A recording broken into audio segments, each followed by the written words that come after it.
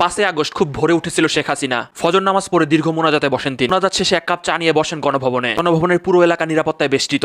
তিনি আপডেট জানতে চাইলেন। ঢাকার প্রবেশপথ বন্ধ করে দেওয়া হয়েছে, চারদিকে কারফিউ চলছে। এই কথা শোনার পরে সে নাস্তা করলো এবং জিজ্ঞাসা করলো আজকে কি রান্না হবে, কারণ আজকে খুবই গুরুত্বপূর্ণ লোক আসতে যাচ্ছে এখানে। আস্তে আস্তে বেলা বাড়তে থাকলো, মানুষজন অলিগলি দিয়ে বের হতে শুরু করলো।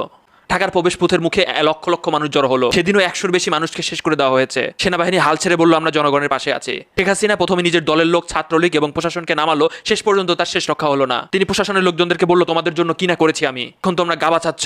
গোয়েন্দা তথ্য আসলো গণ অভ্যর্থন ঘটতে যাচ্ছে হয়তো। শেখ রেহানাকে বোঝানোর চেষ্টা করা হলো। শেখ রেহানা তার বোনকে বুঝাতে পারলেন না। জয়ের সাথে আলোচনা করা হলো। জয় তার মাকে বুঝাতে সক্ষম হলেন। শেখ হাসিনা 3টা শর্ত দিয়েছিল। জাতির উদ্দেশ্যে তিনি ভাষণ দিবেন, ধানমন্ডি 32 এবং গোপালগঞ্জ টুঙ্গিপাড়ায় তিনি যাবেন বঙ্গবন্ধুকে শ্রদ্ধা জানাতে। কিন্তু প্রশাসনের সন্দেহ হয়েছে টুঙ্গিপাড়াতে একবার ঢুকলে তিনি সেখান থেকে বের নাও হতে পারেন, তার সিদ্ধান্ত পরিবর্তন হতে পারে। এর মধ্যেই গোয়েন্দা তথ্য আসলো যে 45 মিনিটের মধ্যেই গণভবনে সবাই চলে আসতে পারে। তাই দ্রুত তাকে সেখানে থেকে হেলিকপ্টার যোগে পাঠিয়ে দেওয়া হলো।